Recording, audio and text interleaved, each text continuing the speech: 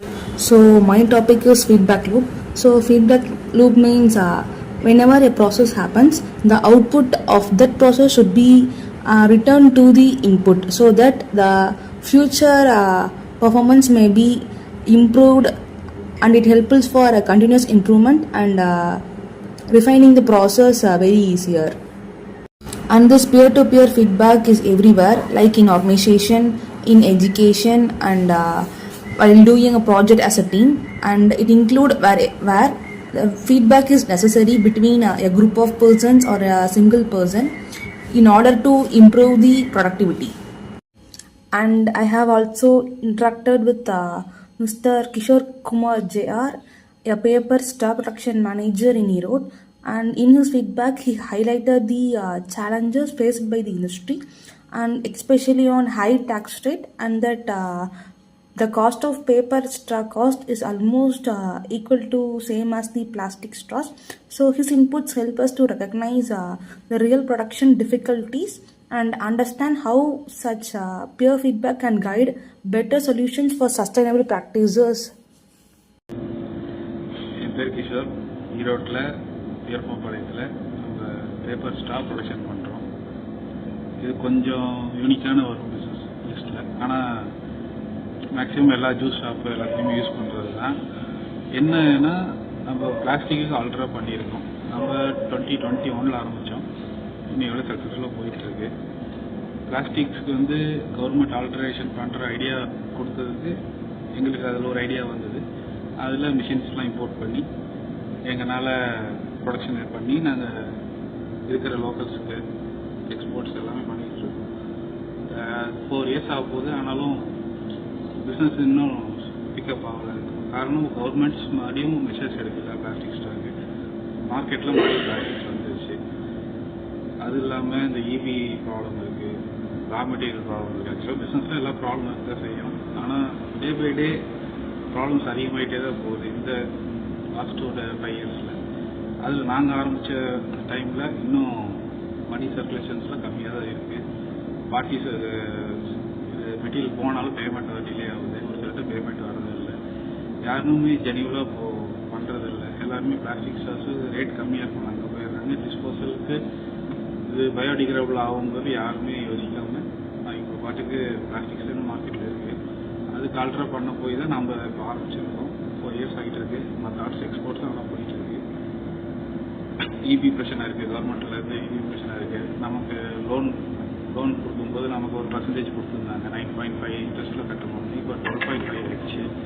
இந்த மாதிரி பிரச்சனை இருக்குது. ரா மெட்டீரியல் இருக்குது. ரா மெட்டீரியல் நாங்கள் இன்னொரு டிபெண்ட் பண்ணி தான் இருக்கோம்.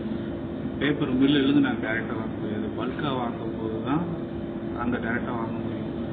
அது பல்காக வாங்கினாலும் இன்னொரு ப்ராசஸ் பண்ணணும். அது மிஷின்ஸ் தனியாக பண்ணுறதுக்கு ஒரு 5 lakh இன்வெஸ்ட் பண்ணணும். நாங்கள் பிஸ்னஸ் ஆரம்பிக்கும் போது பிளைண்டாக இருந்தது.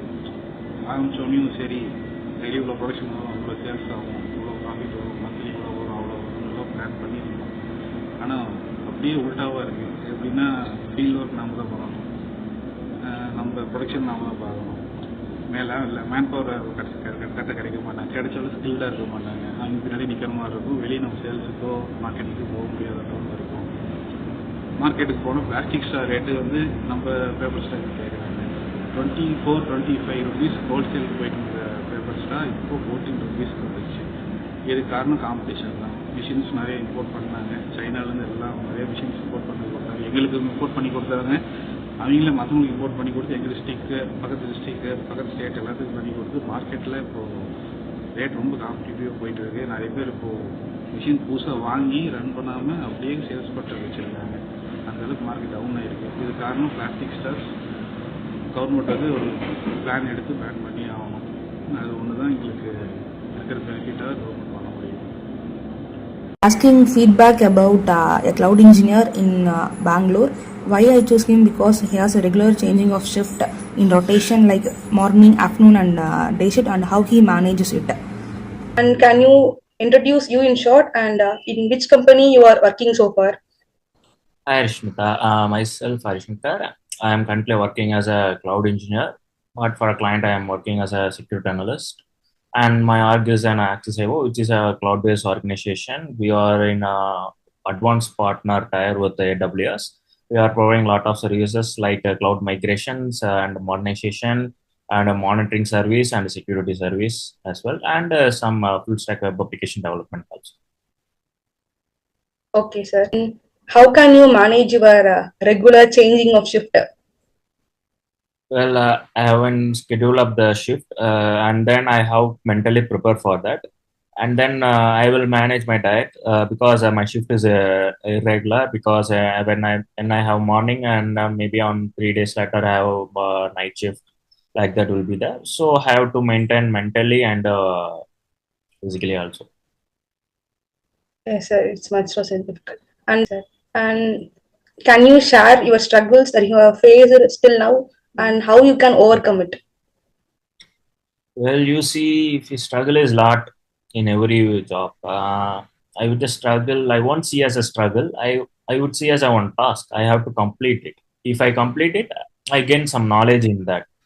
So basically, if I see any biggest task like that, means getting for the shift ready in morning shift. It is a one of the difficult thing for us as a boys. We are want to get up at 4 o'clock and get ready to and want to go to office. It is too difficult for us.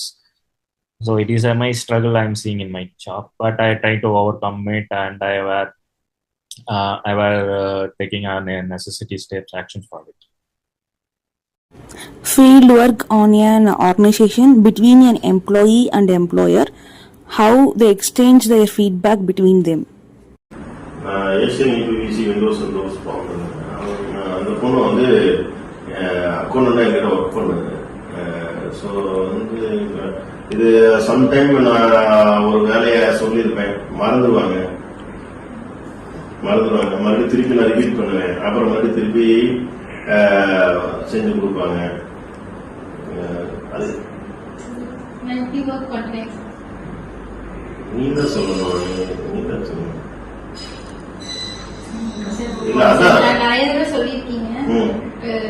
அப்புறம் அதே மாதிரி வந்து ஒரு சில சொல்லி கொடுத்தா catch பண்ணிட்டு நல்லா அந்த யூபிவிசி விண்டோட இதெல்லாம் சாஃப்ட்வேர் எல்லாம் வந்து ஈஸியா கேட்ச் பண்ணிட்டு பண்றாப்படி.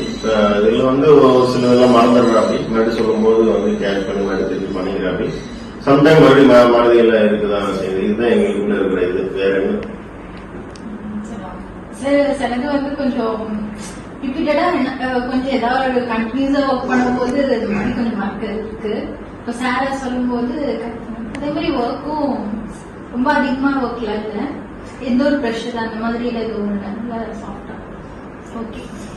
So he is Kandavel B, state organizer of Tamil Weaver and Association Federation, and he actively engages in peer-to-peer feedback exchanges, and he encourages open sharing among weavers and to improve skills, strength, collaboration, and solve the common challenges.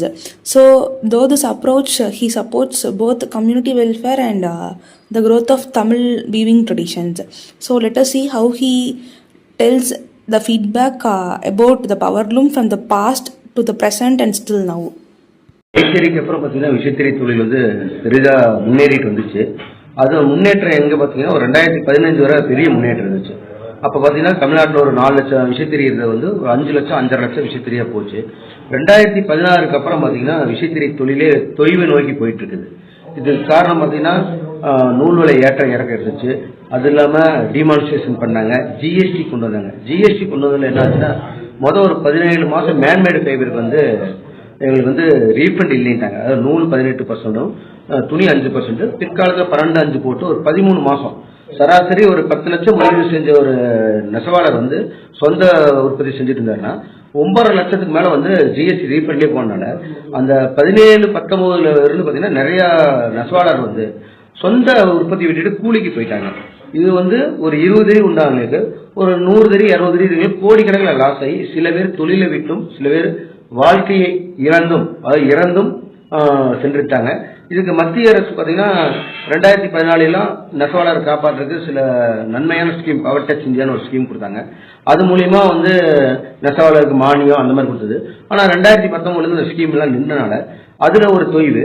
அதே மாதிரி மாநில அரசு பார்த்தீங்கன்னா current bill வந்து நெசவாளருக்கு பார்த்தீங்கன்னா கலைஞர் டைமில் வந்து 500 யூனிட்டும் 2 மாதத்துக்கு ஒரு முறை, புரட்சித்தலை அம்மா அவர்கள் 750, தற்போது அரசு வந்து 1000 யூனிட் 2 மாதத்துக்கு ஒரு தடவை கொடுத்துருக்காங்க.